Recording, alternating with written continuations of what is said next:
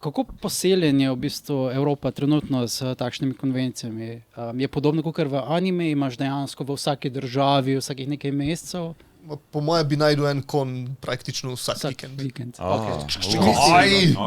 Mi smo iskali, ko smo organizirali Golden Horn, smo iskali vikend novembra, ko bi ne bi bilo nobenega drugega kona, pa nam ni ratalo.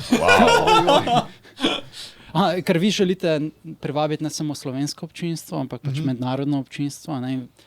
Predstavljam si, da kakor razlagata, je skupnost furjev pač predvsej mogoče trdno bolj povezana, tako ker bil verjetno tista začetna skupnost anime fanov, ker želijo spodbuditi, promovirati skupnost pač bolj v mainstreama. Potem, ko jih bo enkrat na 100,000, si predstavljam, ne bo več potrebno se toliko osredotočiti na mednarodni marketing.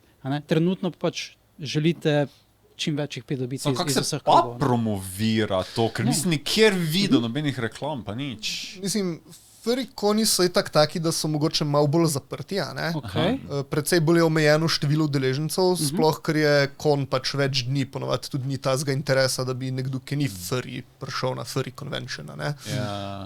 In zato si večina po promocije poteka po nekih internih kanalih, ali po nekih social medias, po nekih Discord grupah in tako naprej.